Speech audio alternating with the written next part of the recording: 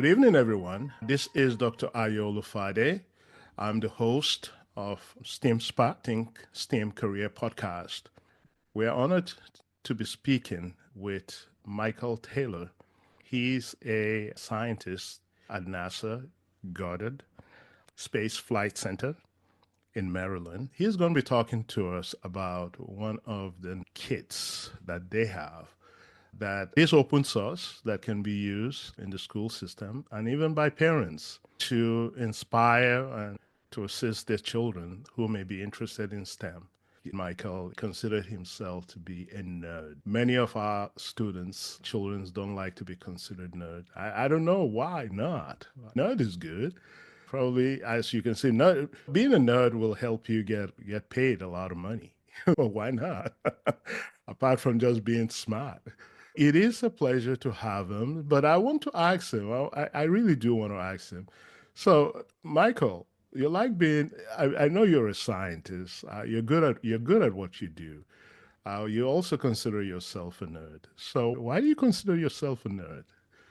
I think we're all nerds to some degree. We get into various things. People who are really into sports can be considered sports nerds, especially if you start getting into the statistics and all that. But I myself, like I said, I enjoy getting into various different things. One of the things I've obviously gotten into is earth science. And this particular project that I'm working on, the Stella Project. I like to play, of course, the role playing games, and I like the science fiction and all that sort of stuff. And of course, at a certain point, you just decide to own it and do the things that make you happy, as long as you're not hurting yourself or anyone else. And again, going to the drawing from the nerdy, I really like the quote from Tyrion Lannister: "You own it, and people really can't use it against you. You like what you like. You're interested in what you're interested in. The sky's the limit." And it just there's so much out there that you can really delve into that can make you curious about your world and various other avenues. And you never know what it's going to relate to later on. I wouldn't have gotten where I am if I wasn't very interested in many different aspects of computers, for instance, because all of those skills that I learned over the years from even working at Starbucks for so long and making coffee and learning how to delegate and talk to people and all that. I wouldn't have gotten where I am today without all of those skills along the way that I've learned. And again, I took a lot away from Starbucks itself. I make my own lattes and espresso drinks at home now because of all the skills that I've learned. You get into something, and that's where, if you really get into it pretty hardcore, if you start doing like a baseball card collection or something like that, you're starting to get into that which is nerd. So that's why I consider myself a nerd, because I really do get into various different things and really try to understand as much as I possibly can. Once you answer one question, it leads to two more. So you can never know it all, but you try to absorb. I can go on many different tangents. Yeah. Thank you so much for sharing a little bit about yourself, about being a nerd. That's very inspiring, at least for me. So, have you always been a nerd, or this is something that started for you at a later time in your life? Nah, I think I've always been a nerd. I can't identify the exact time that it started, but there were many movies and shows and Mm. books and just things all around that drew me into it. I got really into paintball at one point, and I really loved getting all the little doodads that you could with paintball and dismantling my paintball gun and cleaning it out and putting it back together to see how I could make the paintballs fly out of it and all that. And then, like I said, lots of fantasy, lots of sci-fi. There were many different influences: Star Trek, Star Wars, all the fun stuff. We had the Marvel cartoons in the morning. Yeah, So the yeah, Saturday morning cartoons were definitely a big hit with me. But nice. So, let me ask you this: if you were to have a dinner with one of the nerds, scientists, you're a scientist from history or today, who will it be and why? I don't know. That one's a really tough one. So many good ones, right? Yeah, yeah. Some other classics. I don't know if I could answer that. Leonardo da Vinci, if I could understand him. I think we'd have to talk about the language barrier and all that. But there's so many sort of enigmas and standouts as people. I think he would probably be one of the ones, just because the imagination, the artistry, just Renaissance man. It's really what I think of when I think of Leonardo da Vinci. So probably him. He is a genius. So multifaceted, just astounding how many things that he was good at. So is it important to really have someone like that as a role model? Do you think that someone like that Yeah, inspired you to pursue yeah, the line I'd of say career that so. you did? Okay. Yeah, and again, there's many different role models. Not all scientists I would take all aspects of. There's definitely a few, and again, I think part of the appeal to me is a well-roundedness, the multifaceted ways that Leonardo is basically a genius, and that really appeals to me because I don't know, I just like to dip my hands into many different pots and see what Yeah. I can come up with. So that actually leads me to the next question. What sparked your interest in science and technology? And how did you find yourself at NASA? Goddard. That was a very interesting and long sort of thing. So even as a kid, one of the things I used to do was build my own computers as well. So I was very interested in computers, especially nowadays or whatever. And at the time, you'd walk into one of these PC places and grab your graphics card, your hard drives, memory, and all that. And it was relatively easy to put together. The software portion of it, not so much sometimes, depending on your configuration. Electricity, electrical components always hold fascination for me, chemistry, just seeing what things did. Of course, you have to break some things in order to figure things out and take stuff apart and put it back together. So you have the whole engineering aspect of it as well, which is just a joy.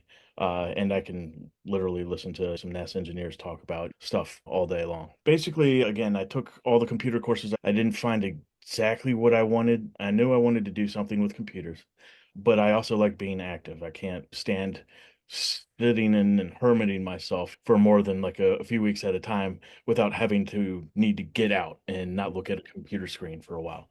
Basically, I went to college, to community college, basically, and took all their computer courses that they had. Then I tried to get a job after that and realized that it was a bit tougher with an associate's to get the kind of job that I would want. Mhm. And so I went back to school. And my best friend, thankfully, he had already graduated, but he graduated with a degree in economics. Mhm. While he was getting his degree, he also said that one of his final electives that he took was geography. And he said that if he had his choice, he'd go back and take more geography because he loved it so much. So I took both, and I really liked geography a lot. He was right. That was the course for me. And then when I had one of those teachers named Dr. Ralph DeBoya, who was just absolutely amazing, just very inspiring, and he offered a course. It was a 14-day course, full 3 credits, and it was out doing field studies. So you were, camping, you were out doing field studies. And I was also a Boy Scout and I love camping. So that hit me right where I was at. And I was like, as soon as we got out there and we're doing all the field studies and then coming back and analyzing the data, I was like, this is what I want to do. And that really, I think that really solidified things for me. And basically, I went the GIS route from then on. I just took all the GIS courses I could. So I took those courses and I loved them. And I went straight through to graduate school as well. And I think it was when I was in graduate school, I was still working at Starbucks at the time for all through school. The counselor posted up an advertisement for NASA. Now, at the time I had been a network engineer beforehand, so I knew a lot more about that. So I applied to the network engineering job and I applied to the NASA job. And honestly, I thought I was going to get the network engineering job and didn't think that I had a chance at NASA, though I did think I did have a pretty good interview. And come to find out, they were looking for someone who did have these versatile sets of skills. So a bit of graphic design, some GIS, and some web design and all that. And because I had taken a myriad of different classes and all that, I fit the bill. And shoot, I've been here at NASA for 16 years now. Best place I ever worked, easily. You can get humbled every day. You definitely, especially every now and again, that imposter syndrome sneaks Yeah. up on you every now and again. It's Wow. just because, again, you're working with some just amazing people. I get fulfillment out of it because it really feels like I'm helping make a difference and doing something positive for the world. And that kind of satisfaction. It's just so I'm grateful to be here at NASA and doing what I'm doing. Now you're an outreach scientist, correct? Uh-huh. Yeah, like I said, that's the title. So what do outreach scientists do? That's a good question. I try to work with the scientists to bring the science to a variety of different audiences, whether they be lawmakers, educators, students, so on and so forth.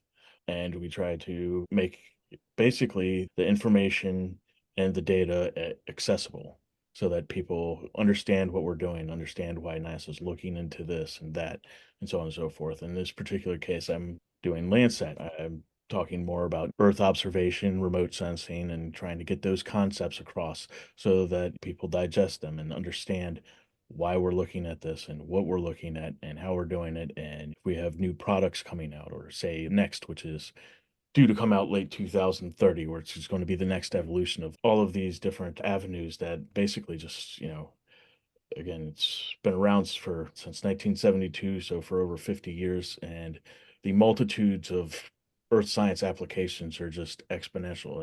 I pretty much just tell folks whatever earth science niche that you're in, take a look and do a search for it in Landsat, and 9 times out of 10, you're going to find tons of papers that Landsat has that has something to do with that earth science niche that you're interested in. That's what I do, is try to, again, help folks understand the need and for remote sensing and Landsat Earth observation, what NASA does with these Earth observations, and why they continue to do it. Thank you so much for that. So I know that NASA has developed an instrument called STELLR, and STELLR is open source. We're actually moving from life to light assessment. Oh, Uh, okay. Life to so light. yeah, and that's because we have, so at this point, it's the Stella project itself has become multidisciplinary, if you will. Okay. Can you tell us what it is and the origin, if it is possible, please? Yeah, sure. Yeah. Yeah. So Stella started out as basically we had an intro to remote sensing activity that we do, and it uses a spectrometer. It used to use a old handheld spectrometer, and they discontinued that spectrometer. And then so we went out looking for a replacement.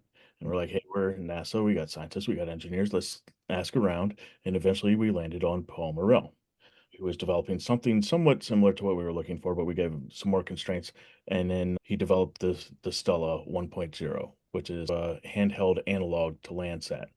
And what that means is basically, and we're not trying to say that it gets you the quality data that Landsat does. It is an intro to understanding some of how Landsat collects data and all that sort of stuff in your hands. It's a very pared down version of a remote sensing tool, an entry point. That's the origin story of it, is that it spun out from this sort of a thing and then from the activity. So the Stella 1.0 came about and it measured visible light, near infrared, surface temperature, and some weather data, and it records it on an SD card. Now, what you can do with that is you can start to measure the health of vegetation. You get a spectral response, and it comes is collected as irradiance, and that's reflected light off of surfaces. And with that light, like I said, you can start to tell different properties of things, how much red, how much green, how much blue, orange, so on and so forth is coming in from those various different sources. But with that, we can really start getting down. And I was talking about plant health, which is something that they're doing over here. If we're looking at this image in particular, these are two high school interns. They were juniors in high school, and they built 40 of those Stellas as a loaner program to go out across the country and for basically as a loaner program. And it's still going on today. And then the gentleman behind them is our Cal-Val guy for the Stella team, Jesse Barber, and he's got on his back a ASD field spec, which is it's a very high-end spectrometer. Okay. So if you were to do like a hierarchy of things, and I like to equate Landsat as, say, like the atomic clock of basically it's the pinnacle of like calibration and validation. It is just the gold standard basically for Earth observation, calibration, and validation up in the sky. Uh, and if it were the atomic clock, the one that Jesse is holding might be like a Casio watch, and the one that the high school interns are holding might be a sundial. Okay. Again, you have you have a very high quality instrument in Jesse's hands and all that. And then you have the highest quality, which would be Landsat. And again, there's is basically just an entry point to start understanding stuff like what Jesse's doing with that particular one, and then what Landsat's doing. But they're all measuring basically wavelengths of light that's being reflected off of these plants, in this case, corn. Okay. And with that, like I said, you get to tell different properties of the corn. And for this case, one of the things that we're putting on there is our wavelengths outside of the visible, as well as the stuff that you can see. I was just so fascinated that you can tell the health of a plant just by measuring the wavelength of light.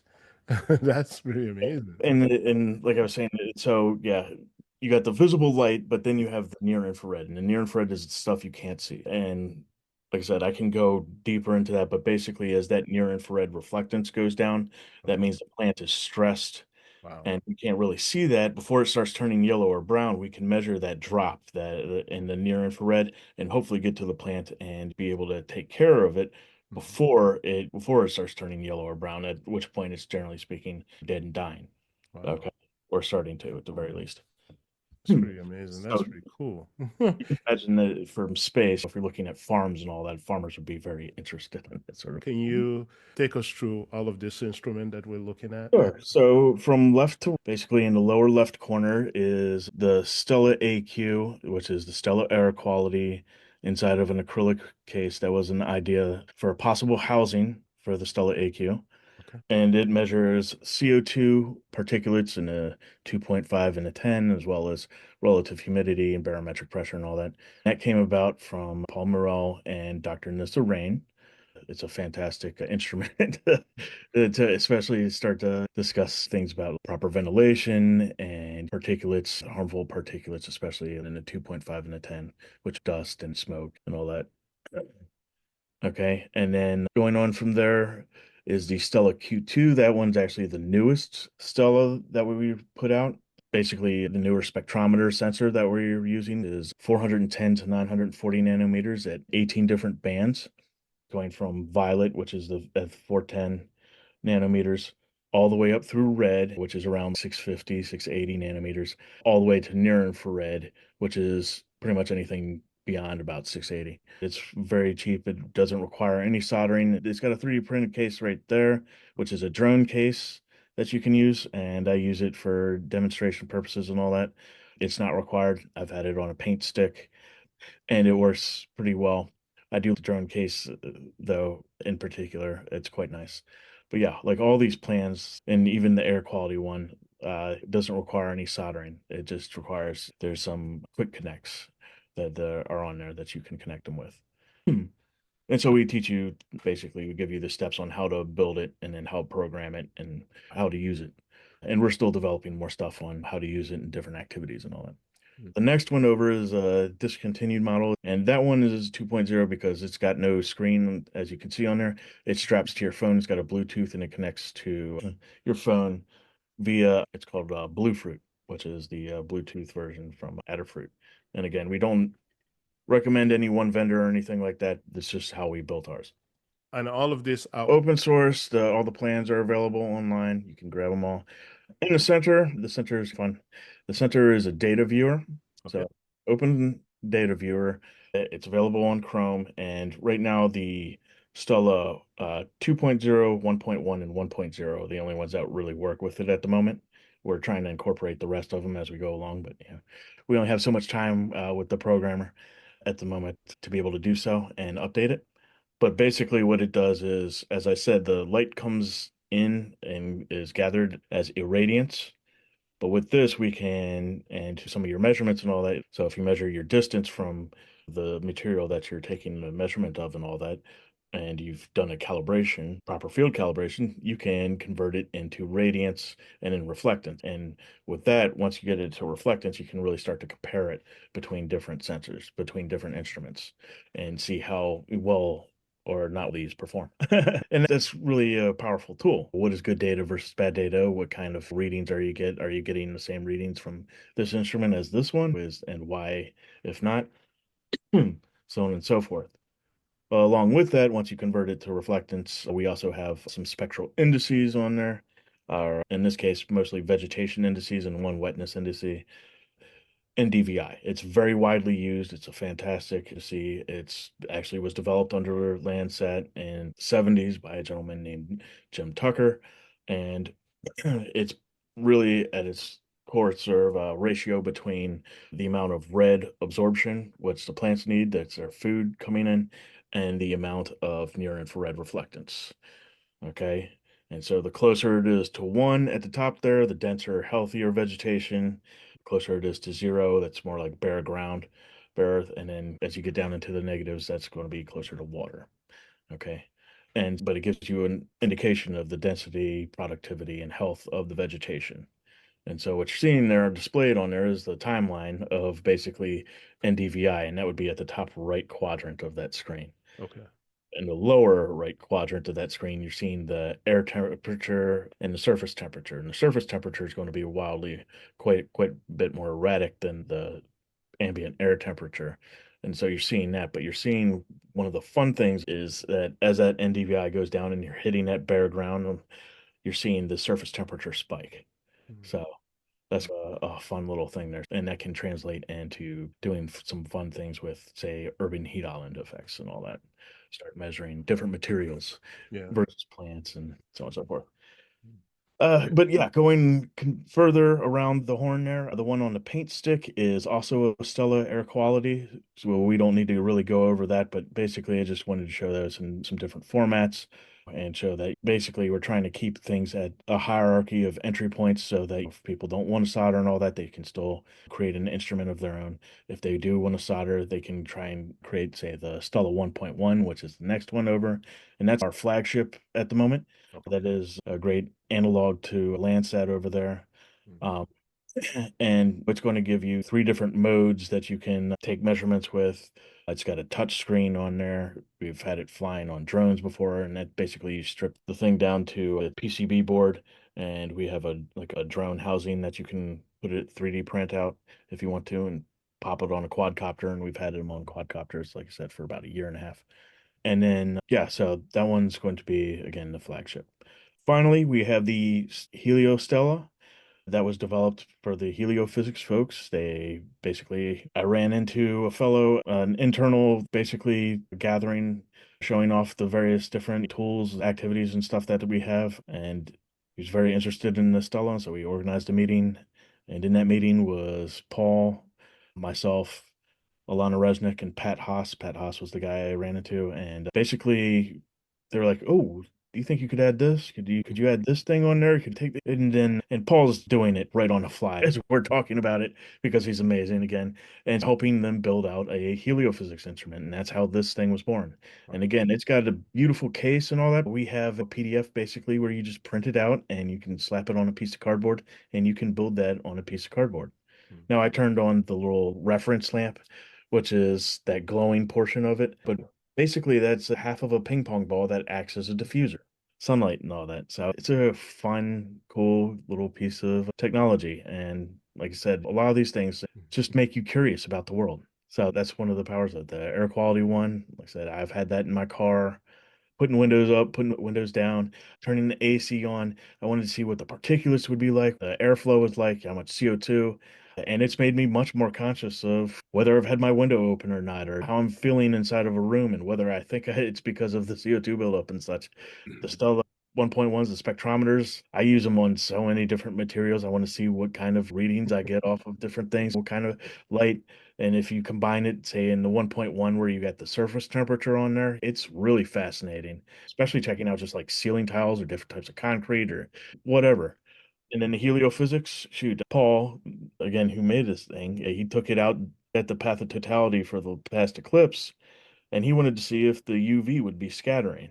Mm. And what he was finding with at least that machine is that the UV wasn't scattering when the eclipse was in totality there. Mm. So it was pretty interesting. Wow. It seems to me while you were describing how Paul came up with this, I don't know. Do you remember the show called MacGyver? Oh yeah, no, literally, you talk to this fellow, and like I said, he's a marvel of a person, and yeah, so he, like I said, it's just, yeah, he has some of the most fascinating stories, and it's about like even seemingly mundane things. He was telling me fascinating stories about a screw. I think of a screw, I think of a drywall screw. He was telling me all about the how much torque and how much basically how much shear that it can withstand and all this. He's like, it's for a nuclear sub under the water and it's for the nuclear reactor. And I'm like, Oh oh, my God. now I get why you need such an unbelievable, just such tight tolerances and all that. I'm like, that makes Mm, sense. So but he's worked on it, mm. and it's hard to find something that he hasn't worked on. He's just one of those. Yeah, like I said, he's one of those guys. So very amazing to work with. Wow. Just listening to you, it's really fascinating and it's interesting to just listen to you to get a little perspective as the kind of people that work at NASA. As you have said earlier, I probably will feel a little bit of imposter syndrome. So, with these great people, great mind. As smart So, as you think you are, there is always someone smarter, and you just gotta, like I said, it is like I said, it is fantastic though. our students may feel intimidated. So, how will they overcome this? Because there are a lot of internship, right, at NASA. It's a great place to work. Mhm. You get to work with all these great scientists, engineers, all these great people like you and like Paul. And yeah, I've failed at quite a few things. You charge ahead and you learn from your mistakes, and things do feel intimidating and out of reach. But right now, things are within your grasp. Hmm. You have so much information, and you can start to filter it and narrow it down to things that you're really interested in and really go for it and learn that you're going to have a lot of stumbling blocks. There Hmm. were multiples. I got laid off as a network engineer. I, again, didn't know what I wanted to do right away out of high school. I stumbled around and did some jobs and went to community college. And again, just didn't know what I wanted to do after community college. I still didn't know what I wanted to do, and I went down and lived in Texas for a year, thinking I would be doing an apprenticeship, which fell through. Then tried to pull myself together and went back to school. And like I said, you never know where you're going to end up. You're going to fail a lot too. And something that I tell my kids about 99% of science is failure, but you learn from it and you get something from it and you start to understand these things. It's tough, but again, if you really work at it with the resources, especially today, you can still be intimidated, but you got to try to persevere through it and realize that a lot of these folks, we're going to make, some mistakes and all that, and that comes with the job, but we try to work with each other. My daughter right now, she's having a little trouble in math, and I offer my help and all that, but I know that as a parent, it's hard for her to get help from me. Sometimes because she gets frustrated with me or whatever. No one can frustrate you like a loved one, really. So, I so know they're too. so well, right? Yeah. So, but I'm like, well, we have all these resources, and here's how to get them. I keep telling her the smartest people are not the ones who know everything. They're the ones who are able to figure out stuff and find the information that they need when they need it, and all of that. It's digging through that stuff, and I'll send her to some of the various like math things so she could rewatch it, like YouTube or something like that. Rewatch it at her leisure. It's never going to change pace or get mad at her, or pause, whatever. She can do it at her leisure. Strategy. If I can help fill in any gaps, I'm there for her. But Yeah. things are going to be intimidating, and there's going to be, and more often than not, there's quite a few people out there who can help break it down so that you can understand it. Okay, but yeah, we deal with that type of stuff all the time, and it's pretty interesting. Great strategy. Thank you so much for sharing that. That is actually useful for the parents that are listening. so, so these kids in the lab. So now they're soldering, I take it. They're putting this, they're building Stella. So they're building a Stella. They're well. So that is, yeah, Sabrina, and she is showing a young lady basically how she troubleshoots the Stella. So Okay. right there, she's probably, I believe she's checking for continuity. Okay. When they're seeing if there's any bridging that's happening, and that's basically when a piece of metal is crossing to another piece of metal that it shouldn't, and creating continuity there and disrupting the instrument from getting the signals that it needs to. And that's basically what she's doing. And so they did that with quite a few. So they made a few errors on these things. As you go along building these, you start to understand a bit more about electronics, a little bit more about electronic engineering.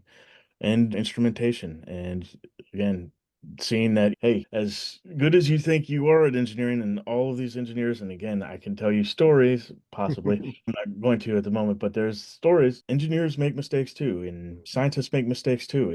It's part of being human, Yeah. and it's part of being able to find and fix those mistakes as well. And you're going to build an instrument, and you might build 10 of them, and one of them decides that it's just not going to work the way you think it is, even though you built the other nine and you feel like they're perfect. But you get to have a lot of fun troubleshooting, testing it out, learning some about programming, learning something about the engineering. Christina, the other intern, she was very interested in the engineering aspect of the whole thing as well. I was like, we're getting some sun glare on the screen. Maybe you can go into CAD and design the sunscreen for this particular thing, something that can attach to it and block out the sun from some different angles so you can see it. And so she went in there and she was actually building this thing out. She didn't get full time to complete it, but she did get it to attach, and she had a nice little flap on there. But it was she was trying different things. She went through many different models, trying to get it to attach just right and all that. And then Sabrina, actually, she was interested in chemistry. Hmm. And this thing has a little cuvette mount because Paul's a crazy genius. And also, Jesse Barber had mentioned you could probably do some liquid spectroscopy with that. I was Yeah. like, okay, I'm going to build that into the next model. So the 1.1 has a little slot that you can Oh, that's exchange pretty cool. and pop a little cuvette on there. And yeah, we had some scientists come down and they were setting up some fun little experiments. Yeah, because when you were sharing earlier, this idea actually came from spectroscopy. Right? I remember in college, in the lab, we use a lot of specs for a lot of measurements. It's pretty interesting how, he's able to look back and now he's going to build a little cuvette or have a cuvette attached to it to measure, let's say, liquid sample or maybe, especially if you want to test the water. And again, one of the things that I should mention is that these are all educational tools. So right Yeah. now they are not proven Yeah. scientific tools. We're still in the Mhm. process as scientific tools, possibly. So right now, like I said, for the liquid spectroscopy, we're still figuring out how good or how bad this particular sensors are. And I did want to mention again all of our folks on the Stella team. I'm the Stella team lead. Paul Morell is the lead engineer and creator of Stella. Then you have Dr. Petcha Campbell, who is our lead scientist. She was actually out in the field with the interns when you saw them all in the corn and all that. She actually was the one who was taking us out there and recording down information from the spectrometer as well as Jesse. Yep. Okay. Barbara, he's our cowbell guy. Again, fantastic all around. All of these folks are fantastic. You have Ross Walter, who is the programmer. He's the one who, in the one of the previous slides, he did the data viewer right there. So he's the one who programmed that. Okay. And then you have Dr. Nissa Rain. She's no longer a team member, but she'll always be a team member to me. But she's the one who developed the air quality, and she is coming up with some fun activities for that as well. Hmm. Um, and then you have Dr. Paige Williams. She just got her doctorate, and she has been flying. Congrats. Yeah, yeah, it's fantastic. I tell you. Mhm. She's been flying these things for about a year and a half and teaching her students with them and all that on quadcopters. So she's our drone specialist, but she's also, again, a scientist as well. So we have some amazing folks on this. Yeah, it's just such a pleasure to work with all of them. And then, of course, the Landsat Communications and Public Engagement team, which this came out under. Ginger Busher, she's my boss, and she's fantastic. And she's actually the impetus for us getting to the Stella and getting to Paul and coming up with quite a few of these different little mechanisms and designs and activities and all of that. So she's Mhm. fantastic. And Alison Nussbaum, Laura Rocchio, and now Madeline Gregory is on our team. Yep. Thank So you. many different people to help come make this what it is. And then, of course, Chris Nye, who is our PI and civil servant and lead scientist for the Landsat 8 and Landsat 9. Thank you so much. We really appreciate the introduction, and at least now we know your team. It takes a collaborative effort to bring great instrument and kits like this to reality. But this is more for learning educational purposes, correct? As you've said. At the moment, it's got a big check mark again with outreach, with education, We'll find out with how it does science or not. So that's what we're aiming to do. And again, find it, like I said, find out basically how good or bad the data is that we receive from these things. So we're doing that via calibration. We have multiples of these looking at the same thing, basically like in this case, a calibration sphere in order to calibrate them one against each other as well as against other sensors and Yes. see how well they do. And we have to come up with some new techniques for some of the calibration for some of these things as well. And we're trying to make it right now, we're trying to work on a sort of a classroom calibration so that people anywhere could hopefully be able to make their own calibration lab and get similar results. Yeah, that would be cool. What we're getting, yeah, that's the goal. And to get to understand, of course, the need again for calibration as well. Why do you need a Landsat? Why do you need such a precise, accurate instrument out there? And they'll start to discover that why you want such a because you want to know the thing that you're looking at is exactly what you think is you're looking at. Yeah. Thank you so much. I appreciate you, sir. You're doing a phenomenal work out there. Thank you so much for building wonderful tools like this for our students, to inspire our students to learn, to become a STEM scientists, technologists, engineers, mathematicians. I think this is a wonderful, great tools to use. Is there anything that you want to add, especially for students, or anything that you feel like is vital that students and teachers and parents, including parents, who got to, because a lot of parents homeschool their children too, that you feel like they need to know about your technology? First off, I would say check out the Stella GitHub or community forum, as we're calling it, because you can get a lot of information from there, troubleshooting, activities, ideas, and you can post up your ideas and all that. And then you also have the Stella website. Right now, it's under the Landsat website.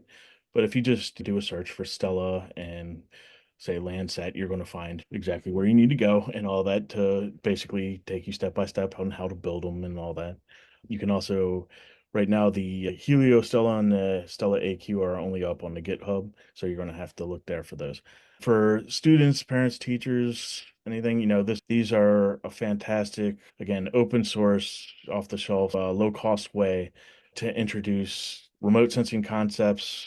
You got, as Matthew Pierce calls it, an authentic STEM experience. You got your mechanical engineering, you got your electrical engineering, you have programming, you have math, you have science, and it helps merge all of those. And you can go even further than that and make it a true collaborative effort for data collection and learning about field studies and then writing. If you wanted to write, say, and I think there's a few students out there who are writing like tech manuals on how to use these things. And you can imagine that's using quite a few different skills to come up with this and then learning some of the math formulas and all that sort of. So it's, but you can make it as fun or as simple as you want for a lot of these things.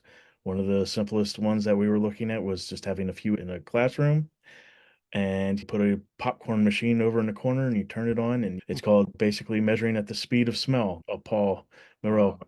coined term for that. But yeah, and then maybe you do it again the next week and you have the window open just a slight.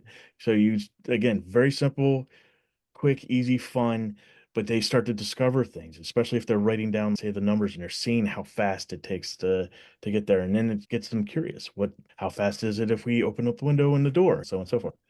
Same thing with the looking at different spectra and all that. What does shining a red light on a red piece of paper do to the spectra? What does shining a green light on a red paper do to a spectra? What happens if I put water in between this and that? Very simple projects and activities just to get folks curious about their world. And then the Helio one, again, taking it in and out of the shade. We're using some gel filters over top, and again, it affects everything. So if you're thinking about wildfires and the smoke affecting how much incoming solar radiation is coming in and all that sort of stuff, you can play around with the heliophysics. And then you can merge a few of them too.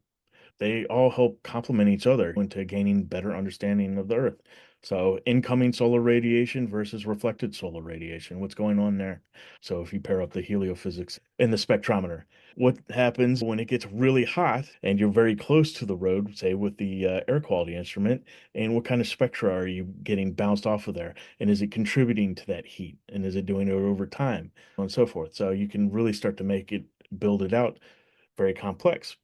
But what you got to understand is, again, we're doing a lot of this stuff from space Yeah. with a lot of these different satellites. So Already. it gets Right. you that nice bridge, taking it Mm. up into, okay, now how does this associate with NASA technology? How does the looking at watercolor associate with PACE, which is a Yeah. new satellite that launched up there, or Landsat, looking at the different land or the coast or the Earth? PACE also does aerosols, so you can marry that a little bit with the air quality one, but it's seeing that data that's being collected and understanding that we can measure that and that we can tell stuff by those measurements Mm. is really the concept that we're trying to get across Yeah. for a lot of this, as well as helping people become their own engineers or scientists. So someone who's more interested in science learns a bit more about engineering. Someone who knows a bit about engineering learns more about science. But you get that sort of connect where you can really start a dialogue between those folks. So there's not like that engineering science split quite as much, but they're getting all of it, at least a taste Mm. Yeah. of it. So if a teacher, parents want to reach out to you, how can they do that? You can do that by contacting me at michael.p.taylor@nasa.gov. Okay. Or you can, again, if you have ideas about Stella or whatever, leave it on the GitHub. Okay. And shoot, yeah, I should have more time to dedicate to Stella coming up. So, Okay. yeah, that's Okay. a good way of getting a hold of me is my email or through the GitHub at the moment. Thank you so much, Michael. I really appreciate your time. Oh, yeah, no Uh, problem. Thank you so much. Folks, thank you so much for listening to STEM Sparks, Think STEM Careers podcast. I am Dr. Ayo Lufade, and it's really a pleasure to be talking to Michael, the outreach scientist at NASA Goddard here in Maryland. Such a Thank pleasure to talk with you again, Doctor. I hope to see you. Are you going to? Well, I'll ask you in a bit, but I hope to see you again soon. you. Let's just put You will, definitely. Thank you so much. it. Have a Uh, wonderful evening, sir. you Thank you. too. Take Thank you. care. Please subscribe to this station if you like, the show. I guess what do you call it? The show, the type of podcast that we're bringing. I hope it's useful to you. Thank you, everyone. Have a wonderful evening. Good night. Good night.